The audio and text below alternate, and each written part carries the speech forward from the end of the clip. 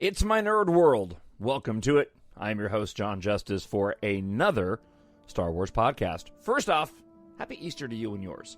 I hope for you and everybody around you that you are happy, you are healthy, and you are safe during these very difficult times. And hopefully this week's show can provide you another opportunity to put the real world stuff behind you and listen to me talk about Star Wars for about 45 minutes or so. All right, so on the show this week, we're going to run through some news. Not a lot of news, but a couple of items we'll share with you. Some comments about the most recent Clone Wars episode from Season 7 on the Disney Plus app. And then starting a brand new series here on my nerd world, Rewatching. Going to run through all of the Star Wars films in chronological order. And this week, we'll be starting with Star Wars Episode 1, The Phantom Menace. So glad you're with the show this week. Let's go ahead and make it official.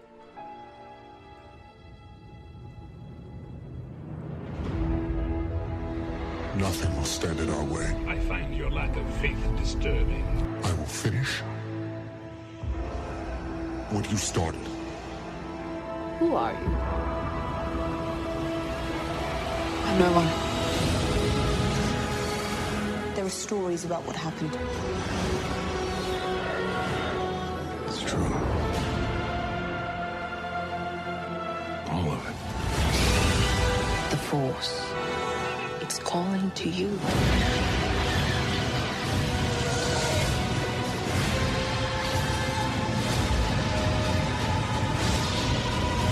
My nerd world. Just let it in. It is my nerd world, and welcome to it, a Star Wars podcast, and I am your host, Jon Justice, as we embark on another hour or so of talking about this week in Star Wars and a brand new series that I'm actually ripping off. And I'll tell you who I stole it from here in a bit, but we're going to be calling it Rewatching.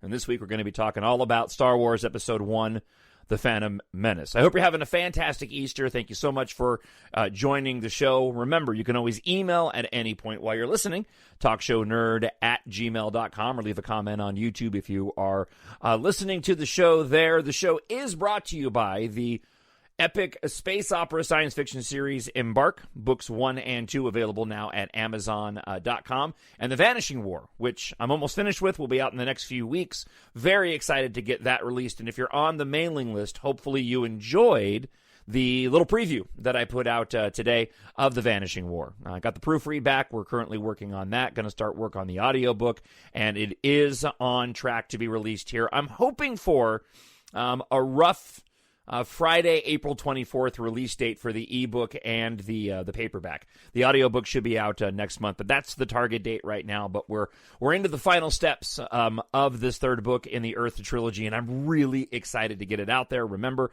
you can go to Amazon.com and pick up the first 2 books.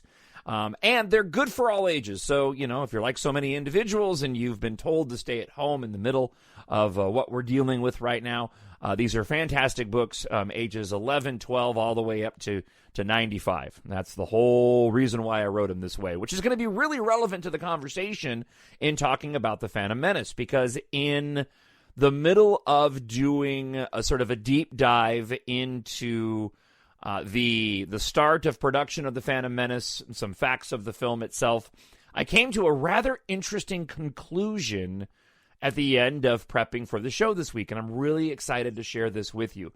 So we'll get into that before we get into listener feedback at the latter part of the show, and again, you can always email TalkShowNerd@gmail.com.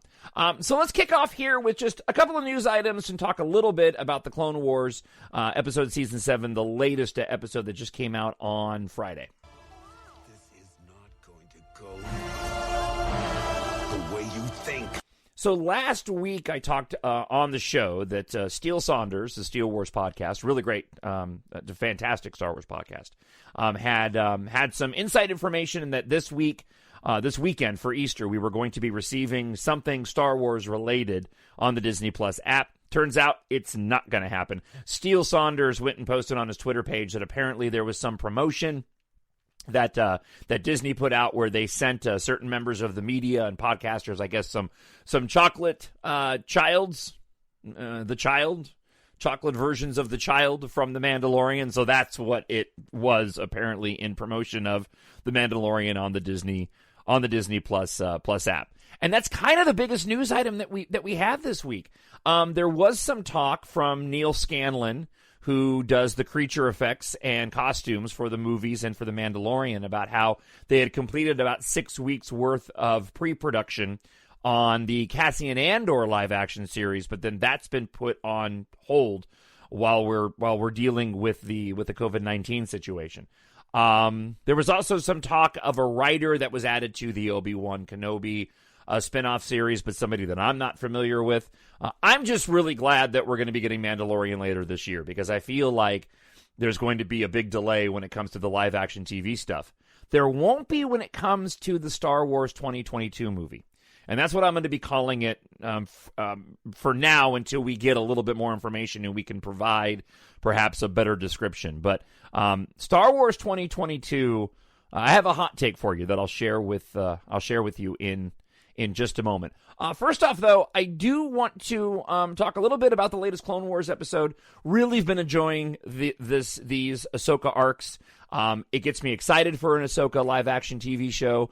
It gets me wondering if Rosario Dawson, who has been reported to be playing the role of Ahsoka, there was some details that came out this week saying that the contract that she had signed would allow her to be in multiple Lucasfilm projects.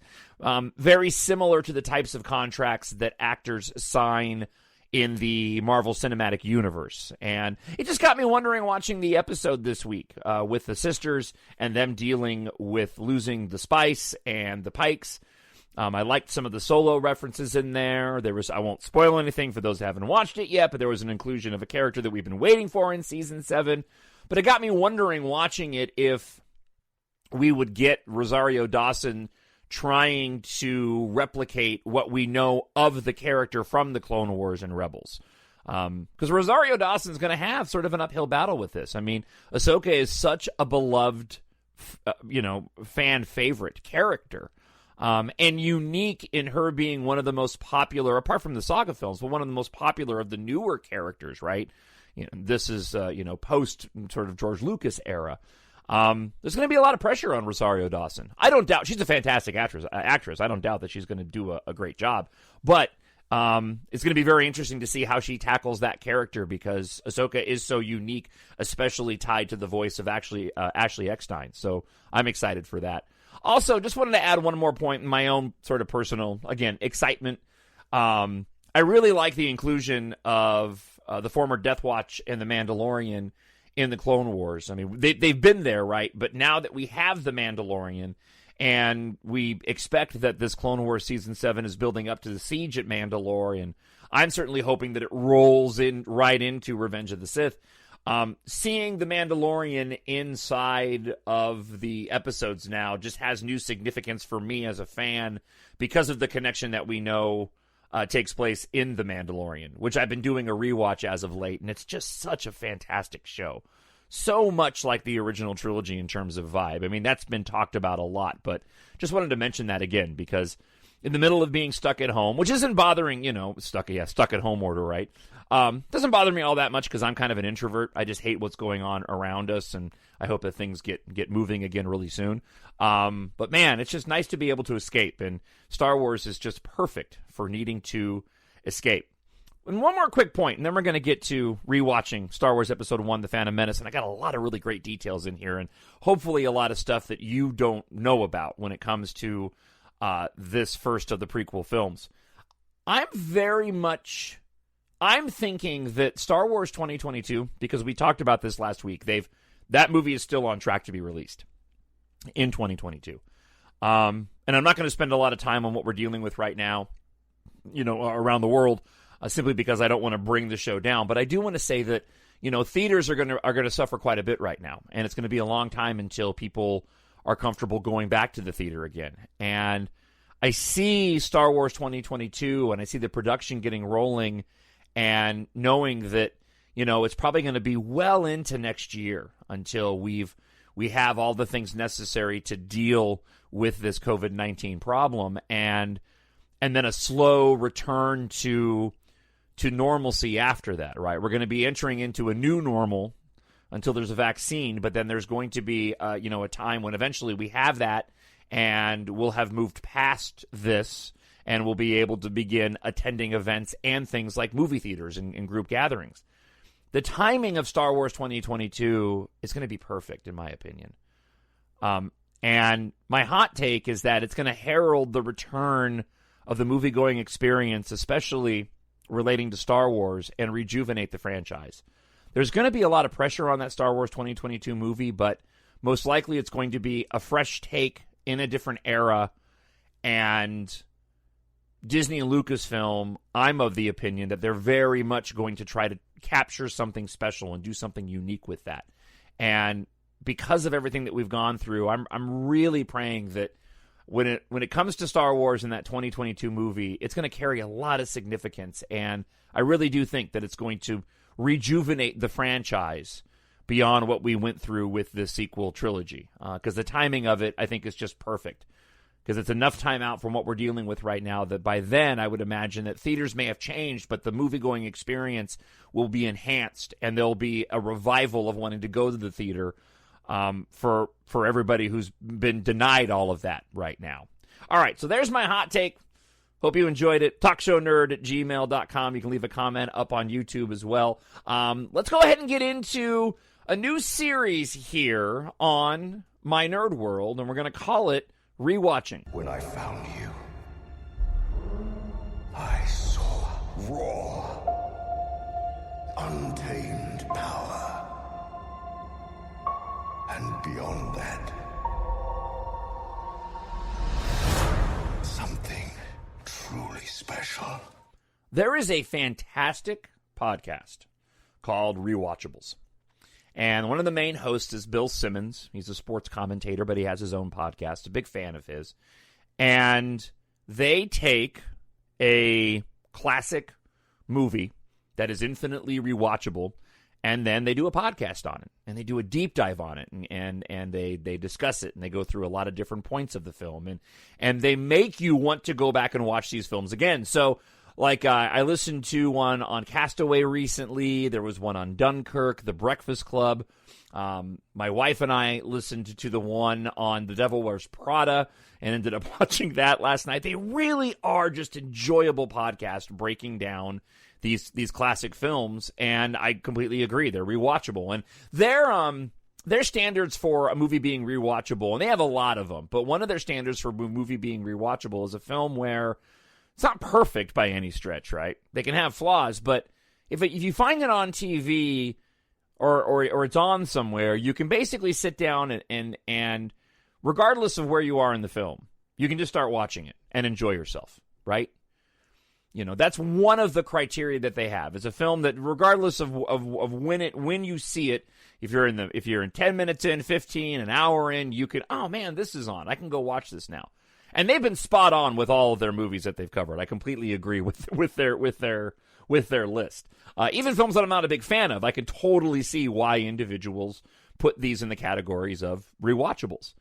So what I decided to do was I was going to rip them off a little bit and take a break from talking about the sequel trilogy. I'm still thoroughly enjoying rewatching The Rise of Skywalker, but it's time to start talking about other things. So I decided, you know what, I'm going to take the rewatchables format and put my own spin on it. And we're going to call it Rewatching and go through all of the Star Wars films in chronological order. And just for the sake of doing the podcast, I thought, you know what, let's just do that. And then we'll start with Rewatching Star Wars Episode 1, The Phantom Menace. My Nerd World. So I sat down, so hard to do, and rewatched The Phantom Menace again, right? First time actually it's the first time since The Rise of Skywalker came out. And not going to lie, like so many times of rewatching Star Wars, thoroughly enjoyed my experience. And this was such an interesting, the case study around Star Wars Episode 1 and the details around it are just absolutely fascinating. And it's interesting to me how history has looked upon this film differently now. One of the aspects, and we'll get into this as we discuss rewatching The Phantom Menace, but the movie wasn't obviously as well received by a lot of the fans. And for many years after the sequel trilogy the prequel trilogy came out, everybody kind of landed on that one being the worst one of the prequel trilogy. That's changed. Attack of the Clones now has been leading most lists of the worst Star Wars movie. And it's interesting how The Phantom Menace has almost seen itself a resurgence, right, of individuals who have gone back and appreciated this film even more. We have a recent quote from the voice actor and the character actor, Ahmed Best, who played Jar Jar Binks, of his opinion that he feels like the prequels are superior from the sequel trilogy. And he makes an interesting argument that sent me down a path that I ended up discovering a sort of an interesting revelation and an angle on these films that I don't think I've seen anybody or heard anybody talk about yet. So we'll be getting to that before we get to listener feedback as we wrap up our rewatching of Star Wars Episode 1, The Phantom Menace. I don't remember exactly the first time that I heard that George Lucas was going to be making more films. I just remember it was kind of announced in a very casual way, and then slowly over time, like most films, but over time, as we got more details about this movie coming out, the hype began to build. Released back in 1999, George Lucas began writing the prequel trilogy on November 1st of 94. The screenplay was adapted from Lucas's 15-page outline that was written back in 1976, which he designed to help him keep track of the characters' backstories and events that occurred before the original trilogy. Anakin was first written to be a 12-year-old. Lucas reduced his age to 9. He felt that the lower age would better fit the plot point of Anakin being affected by his mother's, by being separated from his mother. Eventually, Anakin's younger age led Lucas to rewrite his participation in the movie's major scenes. The film's working title was The Beginning. Lucas later revealed that the true title was The Phantom Menace, a reference to Palpatine hiding his true identity, spoiler alert, as the evil Sith Lord behind the facade of a well-intentioned public service. The larger budget and the possibilities when it comes to special effects, the use of digital effects, made Lucas think about a much grander, more epic scale film and more along the lines of what he wanted the original Star Wars to be. And I've always contended that original Star Wars, especially A New Hope, but the original trilogy, you know, sort of the restrictions that were given because of the technology of the day did really lend itself to making those films as special as they were.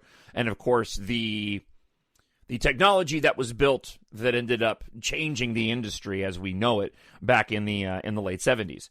The story ended with 5 simultaneous ongoing plots, one leading to another. The central plot being Palpatine's intent to become Chancellor, leads to the Trade Federation's attack on Naboo, the Jedi being sent there, Anakin being met along the way, and the rise of the Sith Lords. So as with the original trilogy, Lucas wanted the Phantom Menace to illustrate several themes. Duality is a frequent theme. Amidala, queen who passes as a handmaiden. Palpatine plays both sides of the war. Balance is frequently suggested. Anakin is supposedly the one, right, the chosen one to bring balance. Lucas said Anakin needed to have a mother. Obi-Wan needed a master. Darth Sidious needed an apprentice, as without interaction and dialogue, you wouldn't have any drama. In November of 2015, Ron Howard said that Robert Zemeckis, Steven Spielberg were approached by Lucas to direct The Phantom Menace, and all 3 approached directors then. So it was Ron Howard, himself, Zemeckis, and Spielberg.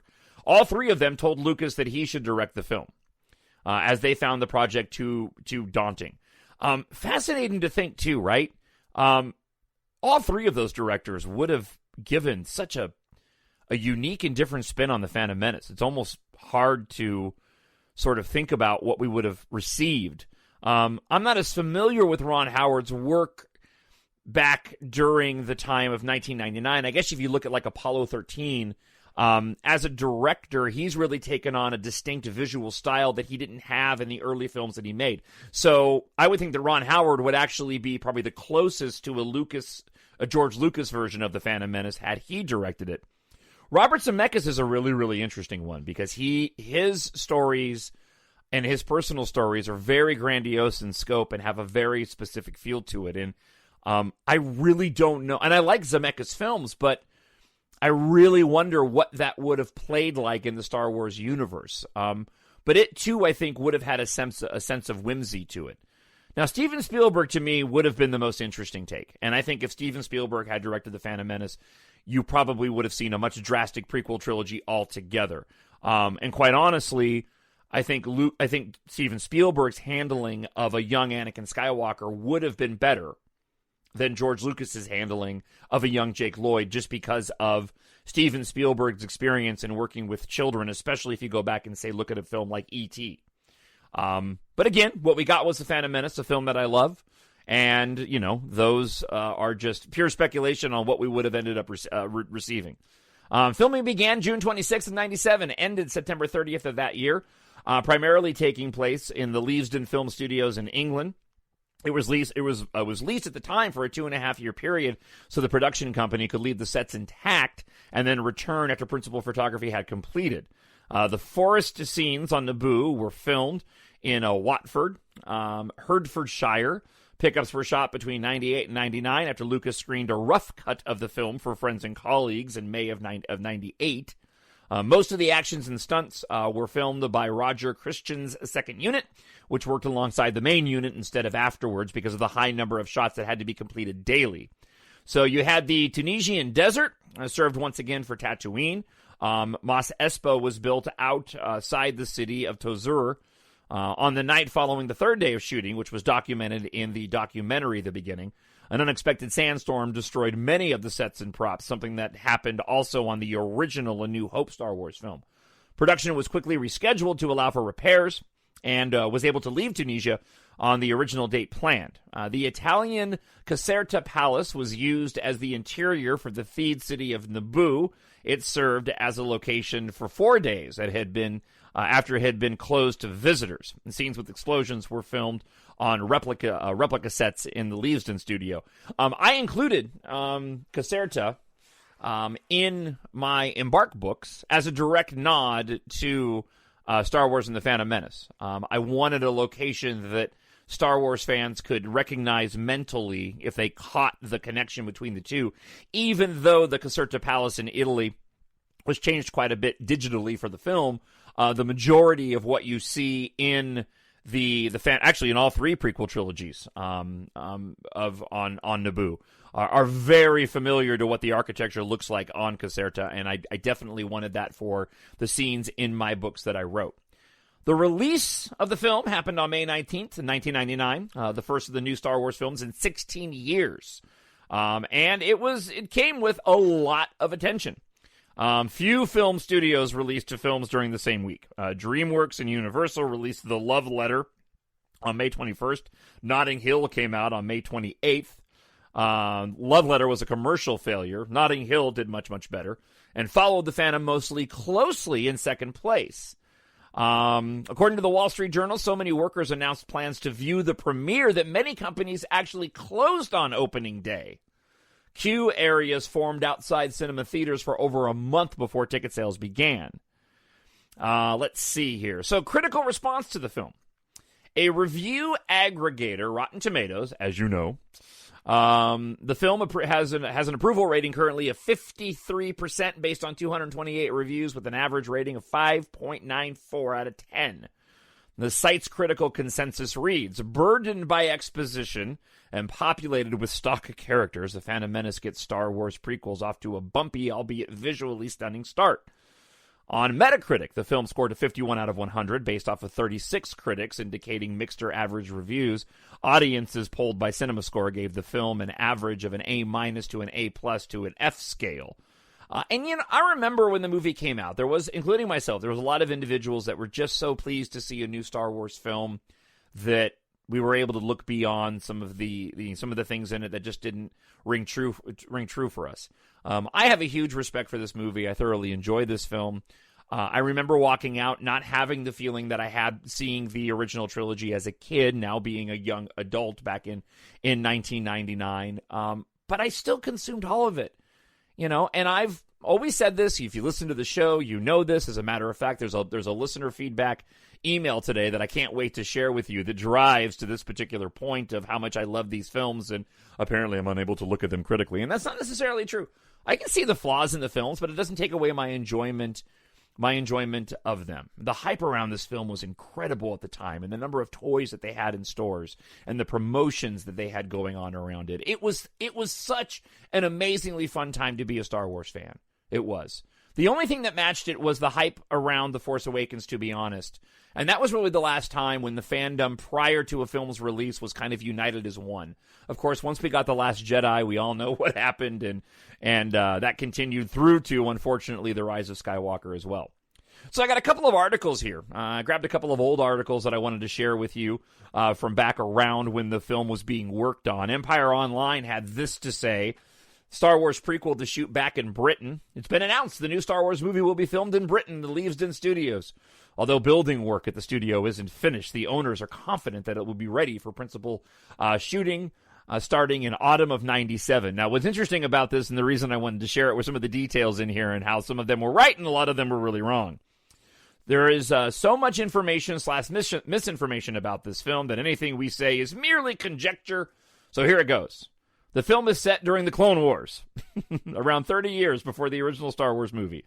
It does feature Obi-Wan Kenobi, Anakin Skywalker, Yoda. Carrie Fisher is said to have a cameo role. That didn't happen. And is also reported to be one of the many people lending a hand to the script. Yes, I believe she did help. I don't know which script she helped on, though. If it was The Phantom Menace or Attack of the Clones. I think it was The Phantom Menace. Shawshank Redemption writer Frank Darabont has said that he was approached to help out in one of the chapters of the trilogy, although Lucasfilm has not officially announced the names of anyone involved in writing the project, and I don't believe that he did any work, but I could be wrong on that. Lucas has said, though, that he wants this trilogy to have a darker theme, encompassing friendship and betrayal, as the old Republic is destroyed by the Emperor's forces. It is believed that Industrial Light and Magic has been working on new effect techniques, some of which will be seen in the re-released first trilogy for the last few years. Also, Fox has converted a large lump of land in Australia into a studio complex for work on a major new project. Make of that if you will. Oh, and the rumor about Kenneth Branagh starring as a younger Obi-Wan Kenobi seems to be false. Both he and Lucas claim that they first knew about it reading the press reports, and as we all know, that was filmed by Ewan McGregor, which was an amazing choice and one of the highlights of the prequel trilogy. AintItCool.com put this article out when the title of The Phantom Menace was released. Special announcement from StarWars.com, Episode 1, Star Wars has an official title now. One of the most common questions fans have been asking is, what is the new title for the Star Wars movie? We're happy to report that George Lucas has decided to name the movie Star Wars Episode 1, The Phantom Menace. As announced earlier, the new movie will appear in theaters in the United States and in Canada on May 21st, 1999. All right, folks, now I'm sure some of you are undoubtedly going nuts saying this isn't a title to a Star Wars film, but let me assure you it is. I'm not talking about whether or not it is a real official title, because we already know that. What I'm talking about is, does it belong? It does. First off, you have to think about Lucas's primary inspiration for Star Wars, the old Buster Crabbe, Flash Gordon, and Buck Rogers serials. Gene Autry was in one called The Phantom Empire. That serial rocked, by the way, says the writer from Ain't It Cool. The Star Wars saga is very much the greatest serial the world has ever seen. And as a rule, all serials began with titles like this one. You see, The Phantom Menace is the perfect title for Chapter 1 of a serial. It sets up a foreboding tone, making references to a secret enemy from within. There is the enemy that has been there all along. It creates an aura of mystery, and yet every bit popcorny as The Empire Strikes Back and A New Hope. The Phantom Menace is wonderful, and it plays into the story that will unfurl after the title crawl goes into the vastness of space. Of course, not all of us fans grew up on classic serials. I recommend spending a few hours with Spy Smasher, Mysteries of Dr. Satan, The Phantom Empire, Flash Gordon, Buck Rogers, Zorro's Fighting Legion, and the adventures of Captain Marvel, Perils of Nika. Check them out at your video store. The whole rolling crawl comes straight from this. The cliffhanger endings, the melodramatic thrill chase. Remember, the serial's title is Star Wars. This is merely a chapter name. So there you have my opinion on the title. It's just fascinating to go back, in my opinion, and read some of the old comments that were made about these films. I just find that really, really interesting. All right, so we move over to this portion of Rewatching The Phantom Menace. I got a whole bunch of facts for you that you may or may not have been aware about. During filming, and this is funny because this was echoed with The Last Jedi, Ewan McGregor kept making lightsaber sound noises when he dueled. It was noted and corrected during post-production, and as we know, Admiral Holdo in The Last Jedi actress Laura Dern kept making pew-pew sounds when she was firing her weapon in The Last Jedi, so apparently that's a problem for a lot of actors on Star Wars sets. Fox released the first trailer with strict restrictions that it not be shown before a certain date. When a Canadian movie theater accidentally showed it a day early, they lost the rights to show the movie. This was pretty well known, but Meet Joe Black was a movie that came out in theaters, and that's the one that I went to go and see the trailer in. But during the first week of the film's trailer release, many theaters reported a 75% increase for their audiences paying full price for the movie and then walking out after the Star Wars Episode 1 trailer was shown. Sets were built only as high as the tops of the actors' heads, and computer graphics filled in the rest. Liam Neeson was so tall that he costed the set crew an extra $150,000 in construction. After the film's credits started rolling, the sound effect of Darth Vader's breathing can be heard. Natalie Portman missed the premiere party in New York because she had to go study for her high school final exams. Natalie Portman's voice was digitally enhanced to be distinguished between Padme and Queen Amidala. When fully dressed and in makeup, Natalie Portman and Keira Knightley, who played her doppelganger, resembled each other so much that even Knightley's mother, who visited the set, had trouble identifying her own daughter. At the time of the film's release, the producers ran a disinformation campaign to suggest that Natalie Portman had played both Padme and the Queen at all times. In fact, they are not always the same person. For many sections of the film, notably where the Queen is wearing her black outfit with a huge feather headdress, she's actually the decoy played by Keira Knightley. The real Queen, Portman, is actually disguised as the handmaiden. Various conflicting public statements made it extremely difficult to figure out who was who, while websites were devoted to figuring out which actress is playing the handmaiden or the Queen at any given point. Jake Lloyd has said that he retired from acting because of the trauma he experienced after playing Anakin Skywalker. According to Lloyd, the other children constantly teased him about the role, and so sad. For example, they would make lightsaber sounds whenever he walked. Lloyd also said the situation was made worse because, in his opinion, the film did not meet fans' expectations. Despite this, though, Lloyd has reprised the role of Anakin in several video games and appeared at Star Wars conventions and events. And I'm going to get back into that, too, because, again, I'm really excited to share with you my theory and my thought process of why the Lucas Star Wars films turned out the way that they did. Liam Neeson convinced George Lucas to keep a scene where Qui-Gon puts his hand on Shmi Skywalker's shoulder. Lucas felt this might be out of character for the monk-like Jedi, but Neeson thought that there should be an emotional connection between the characters. In an interview with Premiere Magazine, Neeson defended his actions, saying, "It may be Star Wars, but we've got to have something here for the adults." For those that remember, Tupac Shakur apparently was a Star Wars fan since childhood, expressed interest for a leading role. Apparently, he might have been up for the part of Mace Windu. The character name was not publicly known before filming started and was not specifically written for an African-American until Samuel L. Jackson was cast. There's only one shot in the film which has no visual effects, the shot of the dioxis gas pouring out of the vent in the meeting room at the start of the film. The sound of the underwater monsters growling near the beginning of the film was made by the main sound technician's 3-year-old daughter. The sound of her crying was recorded and the frequency lowered to obtain the sound heard in the film. Qui-Gon's communicator, and this has been pretty well known, but I wanted to share it anyways, is a redecorated Sensor Excel razor for women.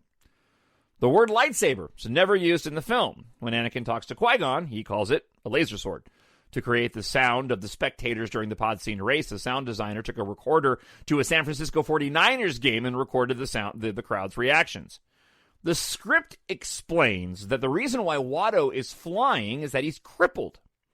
You look closely and you can see that one foot is larger than the other. He also talks out of the side of his mouth because of the broken tusk. It slurs his words. Tests were conducted to see if Yoda could be realized digitally, but it was determined the technology was not yet up to scratch. A CGI model of Yoda was nevertheless created, but only used in one shot.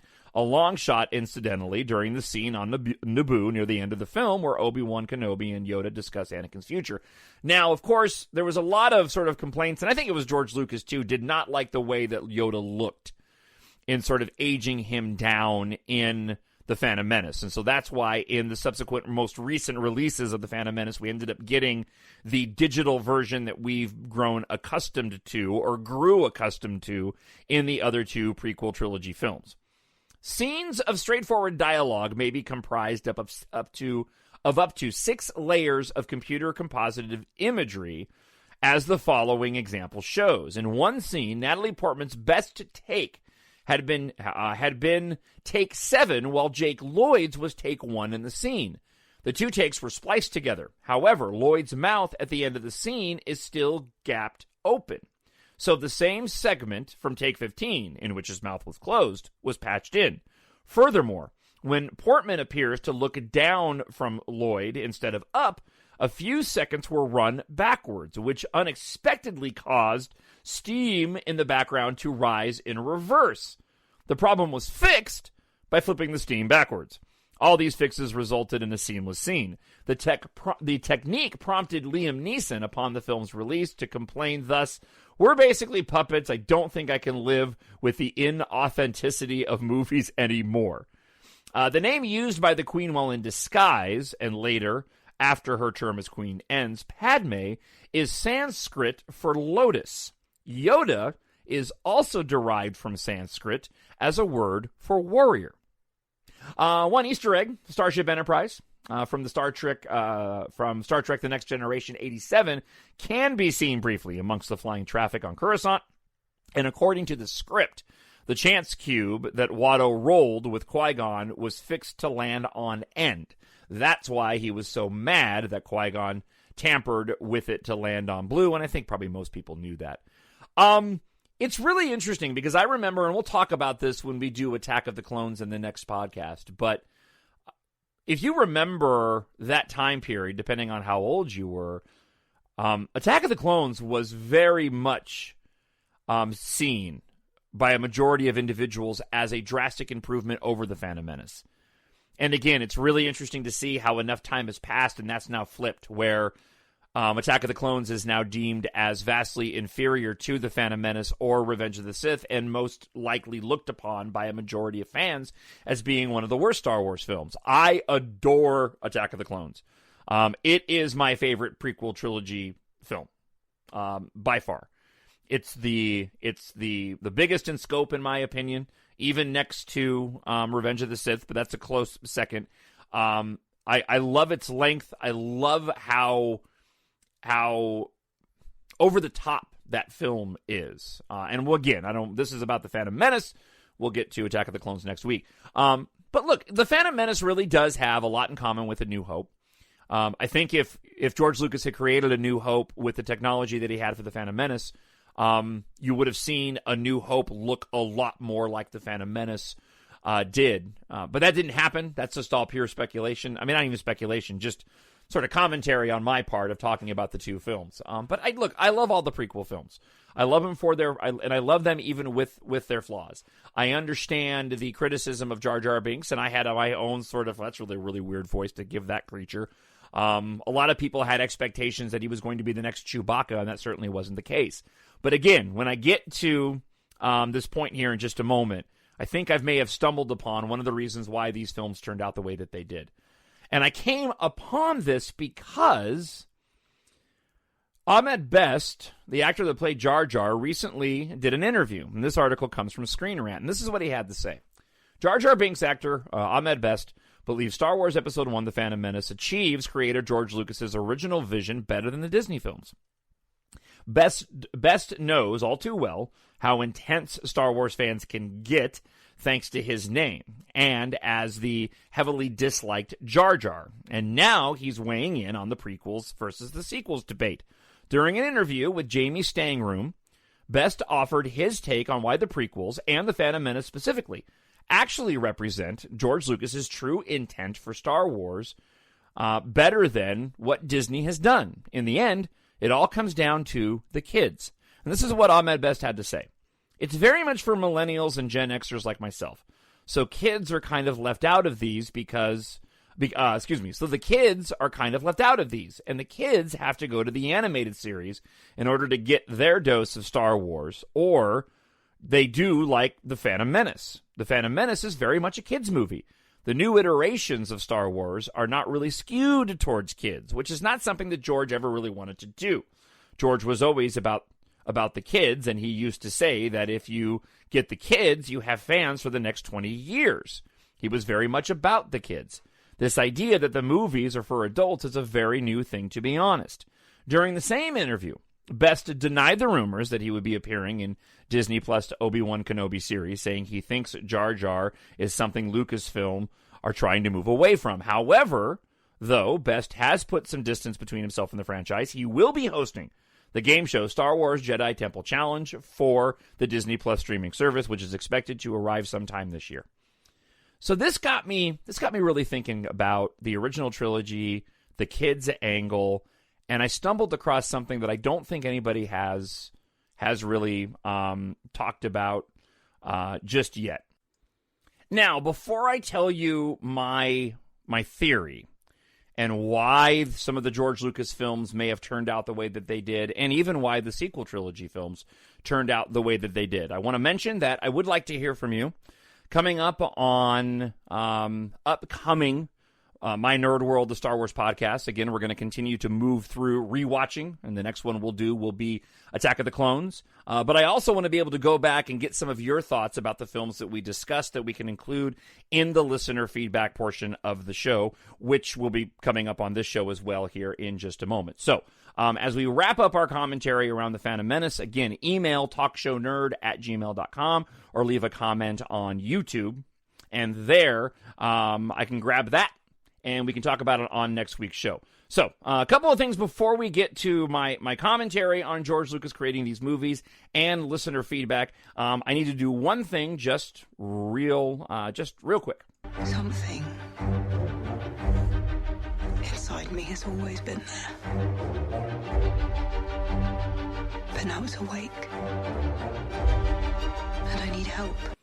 So my buddy Zach Weber over at the Knights of Vader podcast, and one of the other fellow Knights of Vader, Mackenzie, Zach let me know that Mackenzie's had a birthday this weekend. So I wanted to do a quick shout out to Mackenzie and say happy birthday to her, courtesy of Zach over at Knights of Vader. Apparently, Mackenzie has been a longtime listener of My Nerd World, and I'm really, really appreciative of that. At one point saying that I was the rad Raylo dad, which I just got the biggest kick out of and actually went and told my wife as well.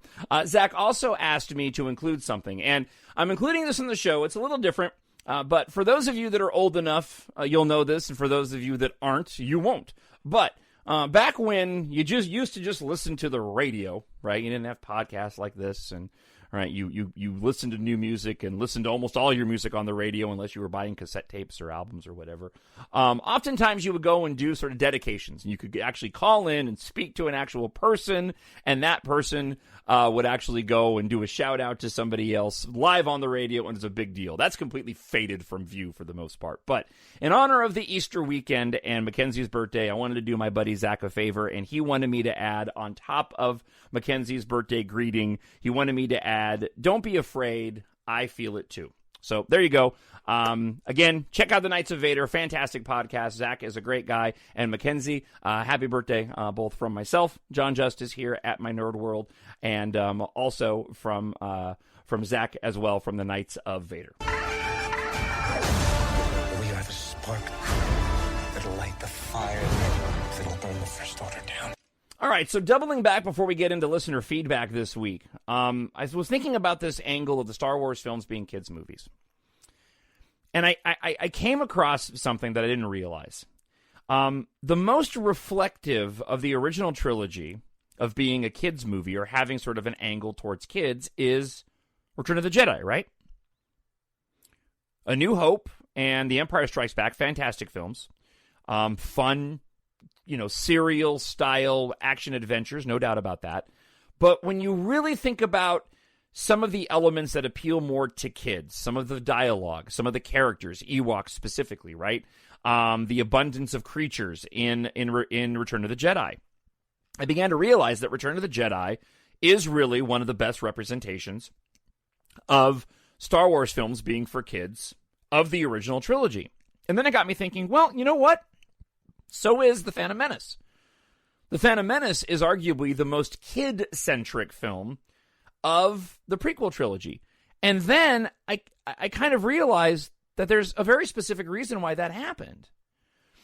If you've watched any of the documentaries about George Lucas and you go back to his early filmmaking, fresh out of film school, making THX, going and making American Graffiti, and then being dared to make a kids film, right? The science fiction epic called Star Wars. When he made A New Hope and when he wrote and produced The Empire Strikes Back, he was an adult making a kid movie. And that's very different, right? And what I mean by that is he doesn't have a child himself, right? He's now a young adult who's trying to make a kid movie. So, in essence, he's making an adventure that can appeal to kids, but might not necessarily have direct kid-centric elements, like smaller, goofy creatures or cheesier dialogue, right? I don't mean that as a negative. It's just that's more kid style, right? Fart jokes that we get in The Phantom Menace. He's an adult making a kid's movie. And again, I'll use myself as the example. When I wrote the first two books in my series of EMBARK, I had the idea in mind that I want these to be appealing to children. I want children to be able to read these and have fun. But I also want to include an element of these books that will also appeal to young adults, and then individuals from young adult to my age and older. And so putting in the content in EMBARK, I very much had this in mind, that I want to make it accessible for children, right? And there's a difference between making a kid-friendly film and a kid-accessible film, in my view. They're really close to each other, but you kind of got a kid's movie as a kid's movie, and then you have kind of a kid-friendly movie, or a movie that's kid-centric. You look at a movie like E.T. I don't classify that as a kid's movie, but it definitely appeals to kids and adults alike. So when George Lucas made A New Hope and The Empire Strikes Back, he was an adult making a kid movie. That's what those are. When he made Return of the Jedi, he had a kid. He had a very young child, his first daughter, right? And he was also going through a divorce. So I believe that when George Lucas went and worked with Richard Marquand and the writers for Return of the Jedi, he still was making a movie for kids, but now he had a kid. So he had somebody in his life that he could go and point directly to and say, I want to make this and appeal it to this kid, to his kid. So it makes a lot of sense in my mind that the final installment of the original trilogy is the most kid-centric, kid-friendly, and is filled with the most kid-like material. The dialogue, the Ewoks, the end battle between the Ewoks and the Stormtroopers isn't really all that intense, right? Now you have the backdrop of the very larger personal father-son story with this evil Emperor Palpatine. So you still have that as your main sort of A-plot. But everything else around it is very much dialed down for children. And I think the same thing happened and I think this happened on a subconscious level. I don't think it happened necessarily on a conscious level. I think if you ask George Lucas, he's going to say, I always make kids' movies. But I think the mere presence of his own child that he could see on a daily basis made a huge difference. And then you go to The Phantom Menace. And now you're 16 years later. His daughter was pretty much a baby when he made Return of the Jedi. So now she's in her, mid-teens. And he's making another movie. But this movie has a 9-year-old in it. So again, included in there is this kid that he's working directly with a lot of other children in the film. So on a subconscious level, you get the goofy, funny Jar Jar Binks as opposed to the more sort of lovable Chewbacca. You get the stepping in poop and the fart jokes. Those are for children. Children think those are funny. I was watching The Phantom Menace, prepping for the show, and my 13-year-old son, Kyle, right? I love both of my boys so much, and it's so much fun now because Kyle's at an age where I can start exposing to films he hasn't seen before, but he's really, really young at heart. Like, we watched Matrix for the first time last night, which was a thrill as a father and a movie fanatic, and he was still very much sort of grossed out when Neo, spoiler alert, is discovered to be inside this pinkish, gooey pod and is being used as a battery for artificial intelligence. He was like, oh, that's gross. So he has this very childlike sensibility to him while still being an awesome 13-year-old. But he came down and watched a couple of scenes of The Phantom Menace, and he was laughing at Jar Jar. I'm sure if you asked him, he'd be like, yeah, he's goofy and silly, but he's laughing at him. But then when you get to Attack of the Clones, what happens? Well, George Lucas faces a ton of backlash for Jar Jar Binks, and so he dials Jar Jar Binks back. But he's also now has teenage daughters heading into their 20s. And now he's dealing with a teenager, so the themes get scaled up. And by the time, and the writing gets more mature. And so by the time you get to Revenge of the Sith, everything's aged back up again, and now you end up with this Episode 3 that arguably most people think is one of the best Star Wars movies, if not the best prequel trilogy film. And again, I love Revenge of the Sith. I just happen to like Attack of the Clones a little bit more just because it's so unique to the Star Wars franchise. I just thought that was a really, really interesting angle that I hadn't heard anybody cover, and it really does, in my mind at least, make a lot of sense as to why George Lucas and why those films ended up turning out the way that they were. It's because he was being directly on a subconscious and maybe conscious level affected by the individuals close in his life and the actors that he was working with as well. I need someone to show me my place in all this. All right, let's get to your listener feedback this week. Got a couple of emails we want to run through. One really specific one that I can't wait to go and answer at the end of listener feedback this week. First off, a friend of the show, Rick, says this. He posted me an article, and he says it brings up the question on how Maz Kanata's lightsaber is actually in her possession. It shows a picture of somebody catching Luke's lightsaber in Cloud City from a Marvel comic book, and I've seen that frame. Just wondering your thoughts on that. Yeah, there was talk that lightsaber was retrieved in Cloud City in The Empire Strikes Back. Of course, Maz Kanata in The Force Awakens says that's a story for another time, which has now become a meme. And now there is a comic book being written that somebody, we know, we're going to get a backstory as to who actually went and retrieved that lightsaber. He also says, it causes me to also question whose lightsaber does Luke use in Return of the Jedi. I assumed he somehow got his old lightsaber back for the episode and built a new one. If he built a new one, what happened to that one? I don't follow canon details, right? So I'm surprised when stuff like this comes up. So for those that don't know, there was a deleted scene from Return of the Jedi that shows Luke building his new lightsaber in a cave on Tatooine before he goes to Jabba's palace. It's a scene that I wish they would have left in the film because it has a very sort of Empire Strikes Back vibe, and he's sitting there, crisscross applesauce in his Jedi garb, and he's using his force powers to construct the lightsaber in front of him. The lightsaber was made green because George Lucas was worried about compositing in the color of a blue blade against the bright blue sky that was supposed to be Tatooine that was shot in Yuma, Arizona. Thank you for the email, Rick. Jen G writes this.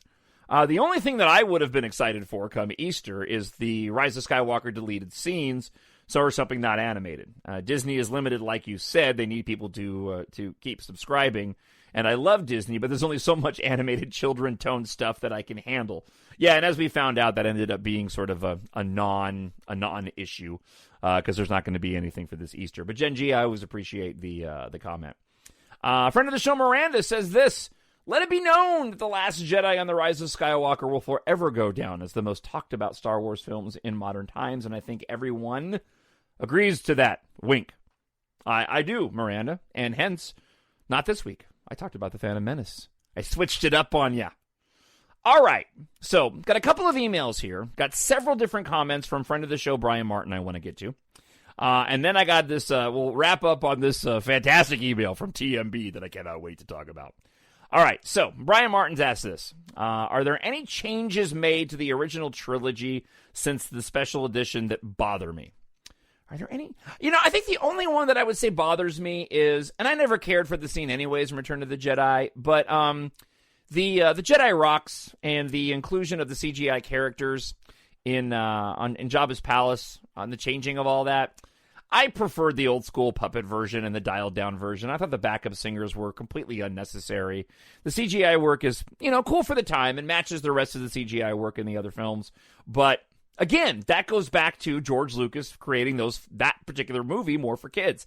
That whole musical number just I never really cared for it. All right. And then he has a whole bunch of different questions here, and I'm gonna run through the questions, maybe comment on some, but then make a larger point based off the questions that Brian has. Was Palpatine's consciousness transferred into the clone body on Exegol the moment he fell in the shaft on the Death Star 2? That I don't know. I imagine that was something that will probably end up being explained in some ancillary material. I haven't gotten to anything like that in the novelization of The Rise of Skywalker, unless I missed it completely.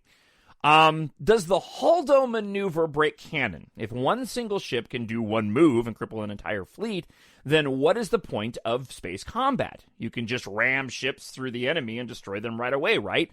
Doesn't it trivialize combat? What's the point in actually fighting in space when ramming is obviously more effective? Okay, so I don't have an in-universe explanation for that. I have one that I can make up, okay? So, let's make up one. First off, it is explained briefly in The Rise of Skywalker, where they talk about that particular move being 1 in a million. We do see somebody tried to go and pull it off at the end of The Rise of Skywalker over Endor when we see the 2 Ewoks, right? But here's a rationale that could be given. Han Solo makes the point, traveling through hyperspace ain't like dusting crops, boy. Without precise calculations, you might fly right through a star or bounce too close to a supernova, and that would end your trip real quick, wouldn't it? What's that flashing? We're losing the rear deflector shields. Go strap yourselves in. We're going to make a jump to light speed. Okay, so you can go this way. Let's talk about calculations. Perhaps, right? I'm shooting from the hip here, but perhaps going into hyperspace isn't necessarily always a straight line shot. And you have to have your ship make a constant course adjustments to get back on track to land at your destination when traveling through hyperspace. And maybe because of that reason, the odds of you successfully going and pointing a ship at a location and nailing it directly dead on the way you'd hoped is a very tough maneuver. Somebody has made comments like, why didn't they just take ships and hyperspace them into the Death Star? Well, maybe it's a matter of you've got to be a certain distance from a particular location to even reach hyperspace, and the problem is that you'd be threading the needle to try to get your ship to actually go and hit that mark. Again, I'm just making stuff up, but I'm going to answer this in a larger way in just a moment. How is it even possible the Sith dagger lines up perfectly with the outline of the damaged Death Star 2? Apparently, somehow, they knew when making the thing that they were able to predict exactly how the wreckage would end up looking. Okay, I'm not going to dispute that. It's something that I've actually thought about. And then he asks, why do you think the overall reviews of The Rise of Skywalker have been so mixed? How do you explain the 51% rating on Rotten Tomatoes? Okay, I'm going to get back to the Sith dagger in just a moment, but let me talk about that for just a second. And this is going to be part of a larger discussion, and that is, we live in a world now when it comes to Star Wars, and I've talked about this a lot, where we all have the ability to put our opinion out there on a moment's notice and break everything down to its atom. And we do. We take Star Wars and we break it down to a singular sort of point. And we're able to do that and have those opinions and viewpoints and commentary, reconfirmed because of Twitter and Facebook. And back when I was growing up as a kid, we just loved Star Wars. We didn't think about when you turn a lightsaber on and the blade goes up, how in the world did they get the blade to stop? And just doesn't go in perpetuity. We just accepted that the X-Wing at the end of A New Hope could just lift off the ground. We didn't know what repulsor lifts were. Here you had a ship that just rose off the ground on its own and then took off, right? I mean, the list goes on and on and on in the original trilogy and throughout the Star Wars series of unanswerable questions. He did write, Brian Martin wrote me a couple other questions, and they all kind of fell into this category. And I guess my answer to that is, it's whatever you make it. If it bothers you, it bothers you. Does it bother me that there's no explanation as to exactly how Kylo Ren got the TIE Fighter at the end of The Rise of Skywalker and how that TIE Fighter apparently didn't have a hyperdrive but was still able to get to Exegol without a hyperdrive? I don't care. There still isn't a rational explanation when it comes to the wing on Luke's X-Wing when he lifts it up via the Force out of the waters on Ahch-To. In the book, it explains that Rey fixed the wing, but you can clearly see when he lifts it out, especially on the Blu-ray, that those wings are all intact, and yet he still has one on his door. It is just what you make it, right? And quite honestly, I like it this way. I really do. I know for some people, there are just some things they cannot get past, and I get it. And that's for yourself to decide. But Star Wars it's science fantasy. You can either go with it, right? Or you can critique it to the nth degree and maybe ruin the experience for you. I choose to not let it ruin the experience for me and just enjoy these movies for what they are. There's no relativity in Star Wars. If this was a long time ago in a galaxy far, far away, so if it's a galaxy far, far away, then technically it should have to run with the same rules that we have here in terms of physics and space travel, in which case all the characters would be, their ages would be all over the place depending on what planet they went to. But Brian Martin, I always do appreciate your emails, and I hope that somewhat answers your question. All right, last one of the week, and I saved the best for last. I'm so excited. TMB writes this. I've tried to be an objective listener to the show. Yeah, I'm going to add inflection here. I've tried to be an objective listener to this show, but I can no longer do so. You refuse to address any major critiques or shortcomings on the sequel trilogy. Not just minute things you would like to see. You think that The Last Jedi is a masterpiece, and you don't care what anyone else has to say about The Rise of Skywalker. Let me stop here real quick. That's not true. You can feel whatever you want to feel for these movies. I have always said that. Cracks me up. It really does, right? People, and look, I've been doing radio for over 20 years. So this is not my first rodeo when it comes to this. There's a thing called selective hearing. You hear what, we all do it.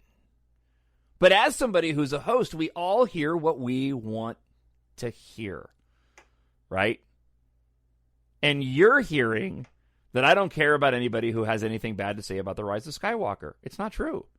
I've talked to plenty about people that don't like The Rise of Skywalker. I've talked about plenty of people that are still ticked off that Ben Solo's dead. They are absolutely right to have their opinion. They're not wrong. There's no wrong opinions. Art is subjective.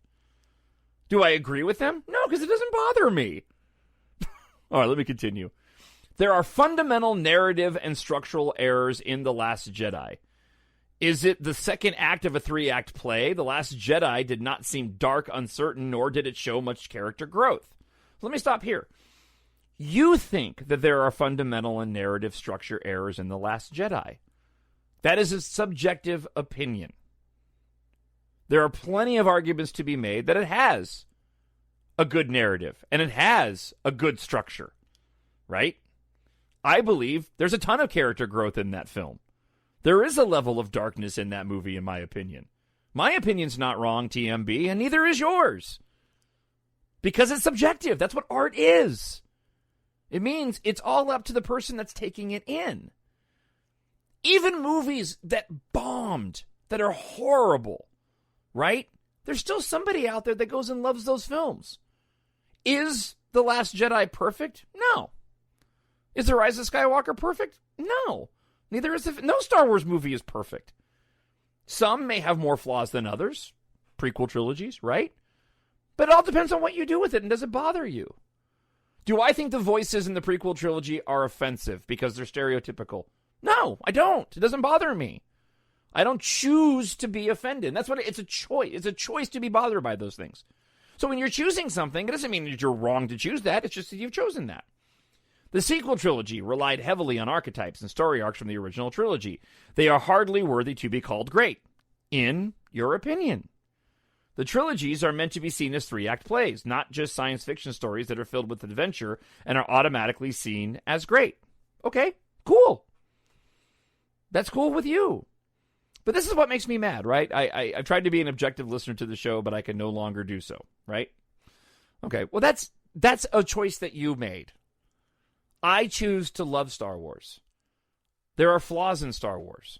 Plenty of them. Look, in The Last Jedi, I'll admit that the way that movie is paced out is a little wonky, right? To sit down and watch that movie, like I would not put, going back to rewatchables, I wouldn't put The Last Jedi on a rewatchable list. I wouldn't do that. Even though I love that movie, it doesn't really fall into the rewatchable category of where you can kind of jump in at any moment and watch it. There is something rewatchable about all Star Wars films, but of the Star Wars movies and which ones are more rewatchable than others, that one does not fall into that category. right? It's a very long movie. And it gets broken up and doesn't, and I will agree, it doesn't follow conventional standards of what we're used to in a lot of films, but to me, that's what makes it special. It is very much more artistic. The Rise of Skywalker is almost as long as The Last Jedi, but that movie to me is infinitely more rewatchable, as is The Force Awakens.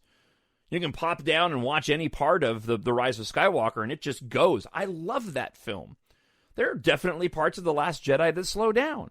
It's the difference between sort of getting that really expensive 5-course meal at a restaurant that you just want to savor every single bite, or sitting down, with your favorite soda, a side of ranch, breadsticks, and a massive pepperoni and sausage pizza. You can enjoy both of those equally, but in different ways.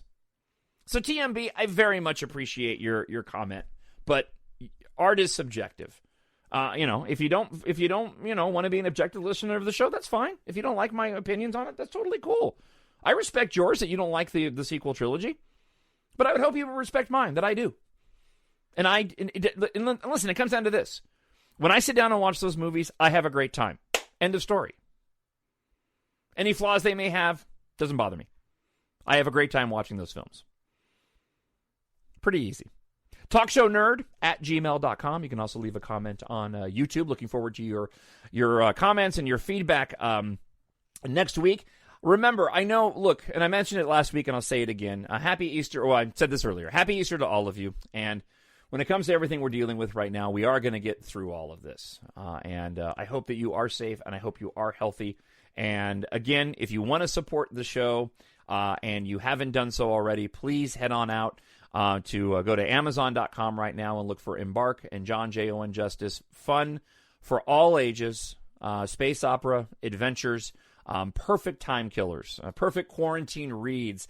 And again, the third book's coming out here in just a few weeks, so this is a fantastic opportunity for you to get caught up on these stories in ebook, paperback, or audiobook. Again, Amazon.com, search for EMBARK and Jon Justice, and you can check those out there. There is a brand new podcast that I've been doing. I'm still working on some feed issues, but I am doing a self-publishing podcast, so if you like the sound of my voice and me talking about the creative process, you can go and check out that podcast. It should be popping up on your feed, or if you search for My Nerd World, a Star Wars podcast. All right, that wraps up the show for this week. I'm going to leave this out there. I might be taking a week off for the show. So if you don't see a new My Nerd World, the Star Wars podcast last week, that is intentional. I need to really focus on wrapping up the work around the Vanishing War, and that includes getting a jump on reading the audiobook. So because of that, that's really time-consuming. So I might be taking a break next week, but I'm not 100% sure. So when we get to the next episode, we will continue with Rewatching, and we'll be talking about Attack of the Clones. If you want to get your comments in on your thoughts on The Phantom Menace and early on Attack of the Clones, email me, talkshownerd@gmail.com, or leave a comment on YouTube. One last thing about my EMBARK books. If you've read them and you've enjoyed them, I'm glad, and you have not left a review, please go right now to Amazon.com and leave a positive review for book 1 or book 2. I need as many reviews as I could get. If that's how you want to support the show, then please go and do that if you've enjoyed what you've listened to today. And Brian Martin, that includes you, and TMB, that includes you too. All right, be safe, be healthy, love the individuals next to you, give them all a hug, and I'll talk to you all again real soon. Bye. The Force will be with you, always. My Nerd World. At Jewelers Mutual, we're a little obsessed with jewelry. Obsessed like auctioneers with talking fast. 50, we're going to fit. Pop stars with auto-tune. And dentists with asking questions. So, how did he propose? After they've put their hands in your mouth. Great. Yes, we've made jewelry our obsession for over 100 years. We love it so much we named our kids Ruby, Amber, and Opal. Venti soy latte for Opal? At Jewelers Mutual, we insure jewelry and only jewelry, which is why people who are also obsessed with jewelry trust us with theirs.